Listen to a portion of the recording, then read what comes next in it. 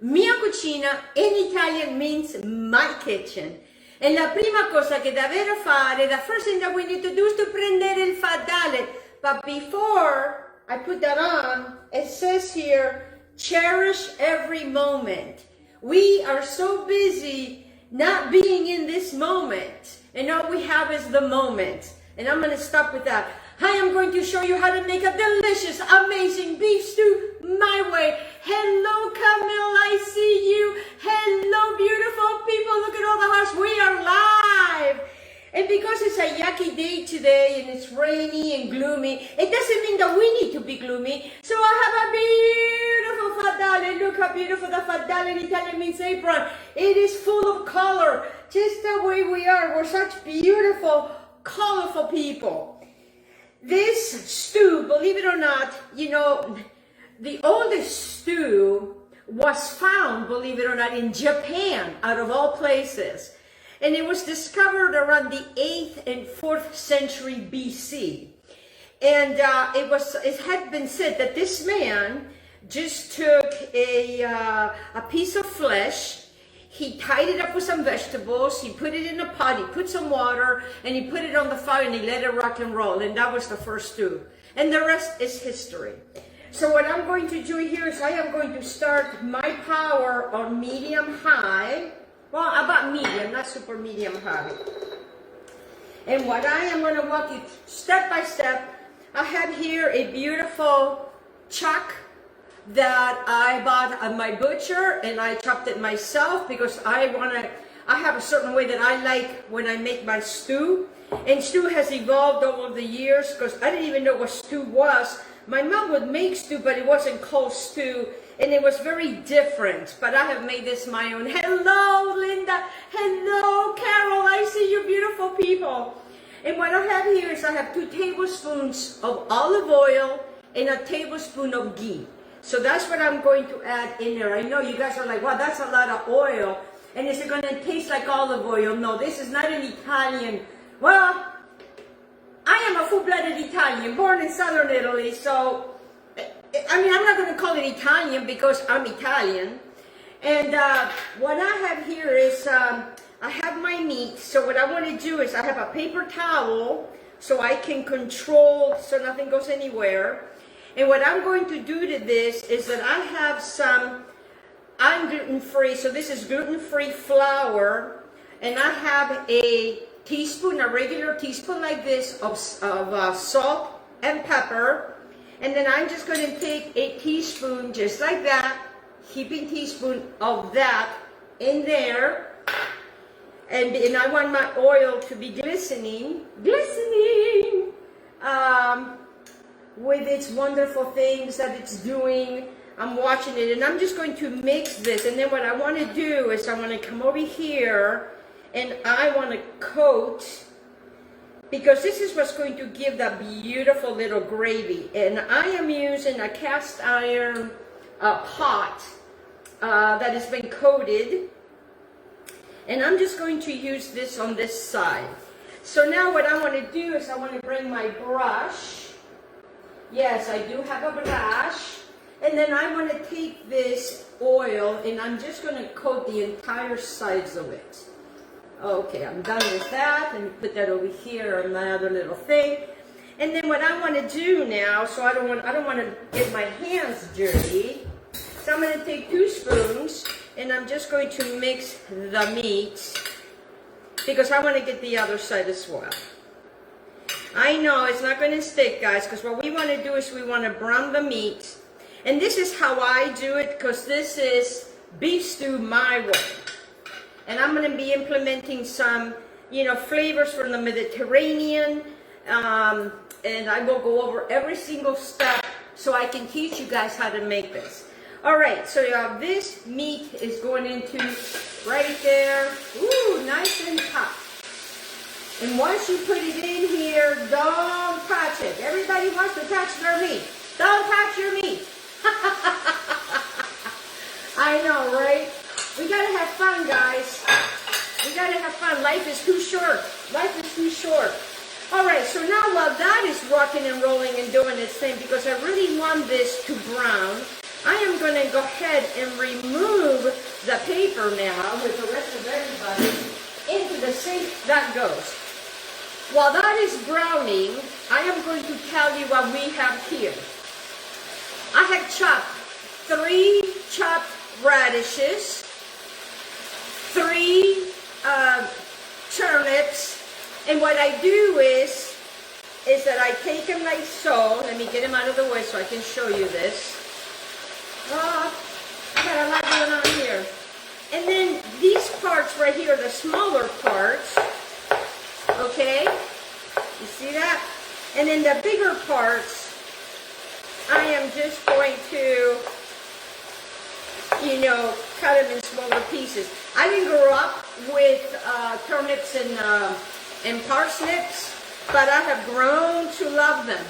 So let me repeat what we have here. 3 chopped radishes, 3 chopped parsnips, 3 chopped turnips, 1 small chopped fennel, 1 sweet potato chopped, 4 small red potatoes, 4 cloves of garlic. I'm going too fast.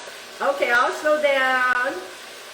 Okay, 3 chopped radishes, 3 chopped turnips, 3 chopped parsnips, 1 small chopped fennel, 1 sweet potato chopped, 4 small red potatoes, 4 cloves of garlic chopped, 1 teaspoon of fresh chopped ginger, a half a teaspoon of fresh chopped turmeric.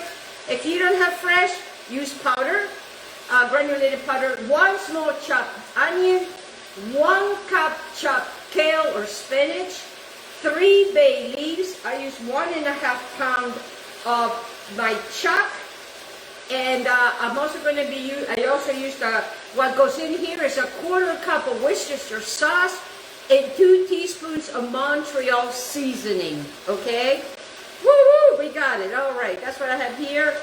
I also have here's my. I'm using kale because I'm growing it. So now I want to go ahead, and now it's made its brown bits. Oh my gosh, my golly. This is going to be so delicious.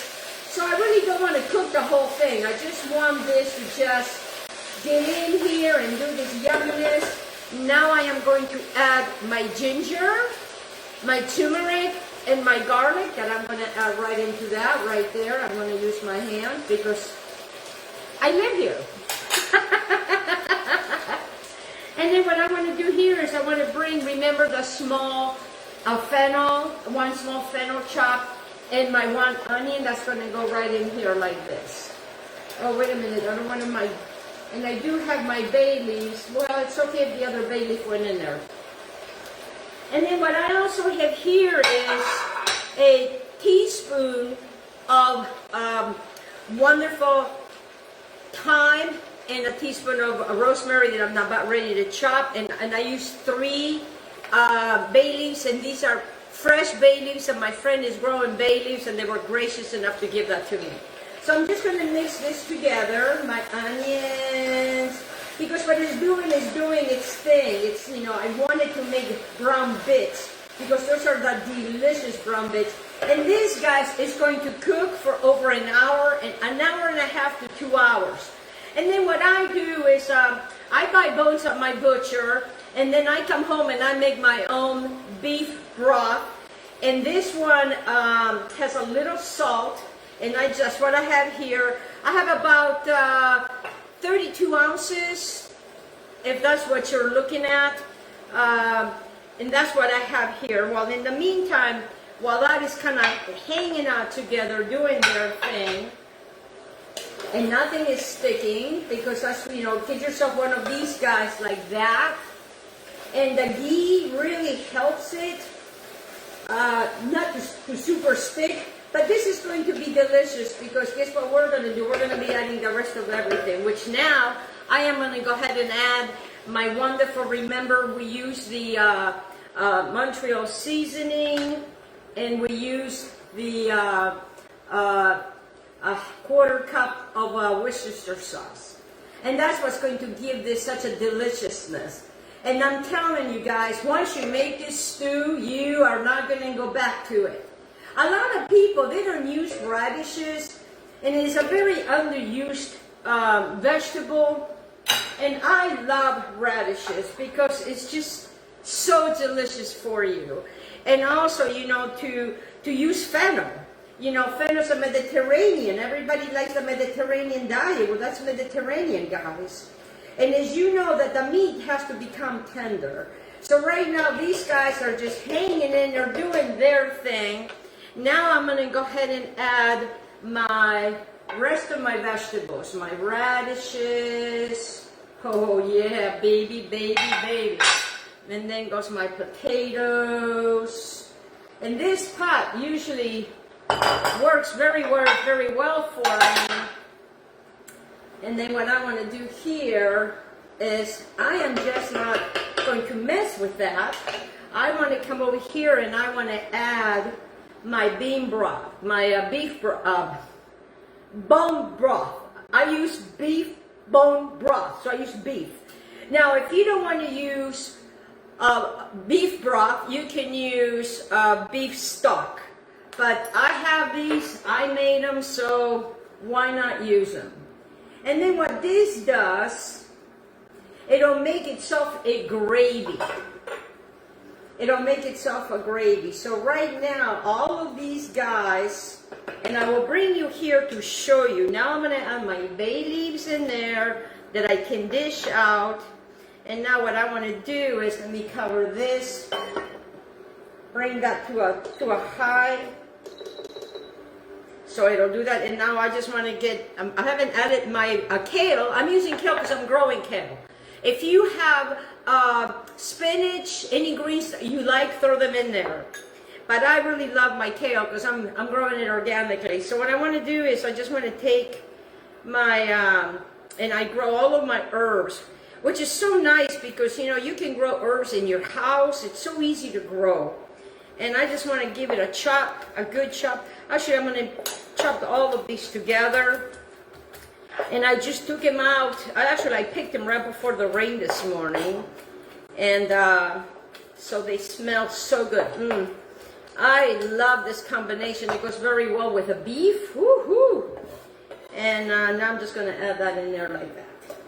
Just like that. Super easy, guys.